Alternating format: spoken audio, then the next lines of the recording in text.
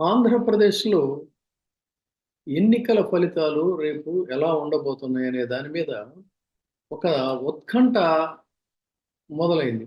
అంటే వాస్తవానికి అసలు ఇంత నరాలు తెగేటువంటి ఉత్కంఠ ఉందా అంటే లేదు. కానీ కృత్రిమంగా, కృతకంగా కొంత మీడియా చేస్తున్నటువంటి హడావుడి, హంగామా దీనివల్ల ఎక్కడికక్కడ ఈ ఉత్కంఠ అనేటువంటిది నెలకొంది. అయితే దీని మీద చాలామంది సర్వేశ్వరులు బయలుదేరారు. సర్వేశ్వరులు అంటే సర్వే చేసేటువంటి వారు.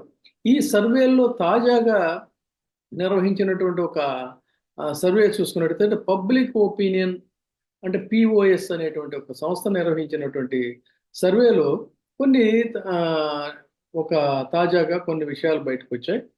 దీంట్లో ఈ ఎన్నికల దీనికి సంబంధించి ఈ నివేదిక ఎలా ఉంది అంటే, అసలు ప్రజాభిప్రాయ సేకరణ ఎలా చేశారు వీళ్ళు అన్నట్లయితే, డిసెంబర్ మాసంలో నిర్వహించినటువంటి ఈ ఒపీనియన్ పోల్ సర్వేలో శాస్త్రీయంగా, నిర్మాణాత్మకంగా వీళ్ళు నిర్వహించామని చెప్తున్నారు. అంటే ఒక ప్రశ్న పత్రం తయారు చేసి, ఈ ప్రశ్న పత్రం మీద ప్రజల యొక్క అభిప్రాయాలు సేకరించారు. అభిప్రాయ సేకరణ కూడా ఏమిటంటే, వివిధ కోణాలలో విధి విధానాల్ని రూపొందించారు.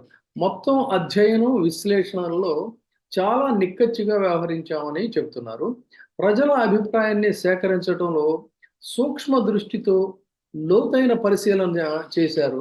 ఇది ప్రధానంగా ఏమిటి అన్నట్లయితే, లబ్ధిదారులు, సాధారణ ఓటర్లను క్షేత్రస్థాయిలో నమూనా ఓటర్లుగా వీళ్ళు ఎంపిక చేసుకున్నారు.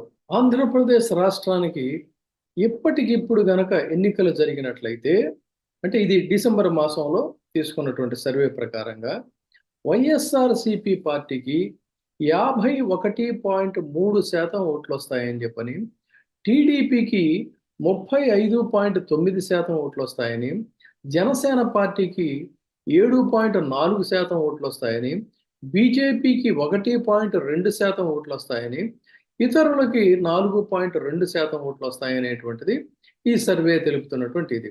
ఇక 175 సీట్లు ఆంధ్రప్రదేశ్ అసెంబ్లీకి సంబంధించి ఉన్నటువంటి 175 సీట్లలో వైఎస్ఆర్‌సీపీకి 146 సీట్లు, టీడీపీకి 29 సీట్లు, మొత్తంగా చూసుకున్నట్లయితే 175 సీట్లు వస్తాయనే ఈ 175 సీట్లలో ఈ స్థానాలు ఉంటాయని తెలుస్తా ఉంది. అంటే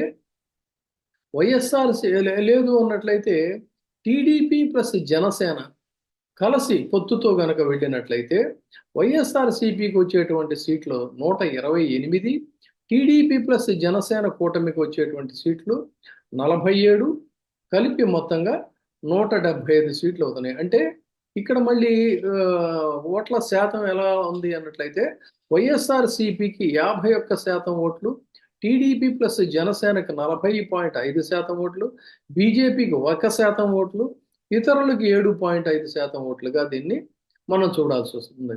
ఒకవేళ బీజేపీ కూడా అంటే జనసేన, తెలుగుదేశం పార్టీలతో బీజేపీ కూడా కలిసినట్లయితే, అంటే ముగ్గురు కూడా ఒక కూటమిగా ఏర్పడినట్లయితే, అప్పుడు వచ్చేటువంటి సీట్లు ఎన్ని అంటే వైఎస్ఆర్‌సీపీకి వచ్చేటువంటి సీట్లు 133, టీడీపీ, జనసేన, బీజేపీకి కలిపి వచ్చేటువంటి సీట్లు 42, మొత్తంగా 175 సీట్లు అందిస్తున్నాయి. అప్పుడు మళ్ళీ ఓటింగ్ శాతం ఎంత అన్నప్పుడు వైఎస్ఆర్‌సీపీకి వచ్చేటువంటి ఓటింగ్ శాతం 51.6, టీడీపీ, జనసేన, బీజేపీకి వచ్చేటువంటి శాతం 37.4, ఇతరులకు వచ్చేటువంటి శాతం 4గా ఈ సర్వే అనేటువంటిది చెప్తోంది.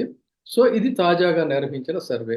దీని ప్రకారంగా బయట జరుగుతున్నటువంటి ప్రచారాలు గాని, ఇది గాని ఎక్కడా కూడా సమీపంలో కూడా వైఎస్ఆర్‌సీపీని ఢీకొట్టేటువంటి పరిస్థితి, గత ఎన్నికల్లో ప్రజల ద్వారా 23 సీట్లకు పరిమితం చేసి ఘోరంగా తిరస్కరించబడినటువంటి తెలుగుదేశం పార్టీ గాని, కనీసం అధినాయకుడిని కూడా ఎంపిక చేయడానికి ఇష్టపడనటువంటి స్థితిలో ఘోరంగా 2 చోట్ల ఓడిపోయినటువంటి జనసేన పవన్ కళ్యాణ్ కానీ, 1% ఓట్ల కంటే నోటా ఓట్ల కంటే కూడా తక్కువ వచ్చాయనేటువంటి ఒక అపఖ్యాతి ఆంధ్ర మూట కట్టుకున్న ఆంధ్రప్రదేశ్ బీజేపీ కానీ ఇలా ముగ్గురు కూడా ఎక్కడా కూడా సమీపంలో కూడా వైఎస్ఆర్సీపీని ఢీకొట్టే స్థితిలో లేరు. కాబట్టి ఎలా ప్రజల్ని మనం ఆకర్షించుకుంటూ ముందుకెళ్లాలనేది వదిలేసి ఎంతసేపు వైఎస్ఆర్సీపీ మీద బురద జల్లి వైఎస్ఆర్సీపీ మీద వ్యతిరేకత పెంచుకోవడం ద్వారా తాము సానుభూతి పొందాలనేటువంటి ప్రయత్నం ఇది నేల విడిచి సాము చేస్తున్నట్టుగా ఉందనేటువంటిది తెలుగుదేశం పార్టీ ఆ తైనాతి మీడియా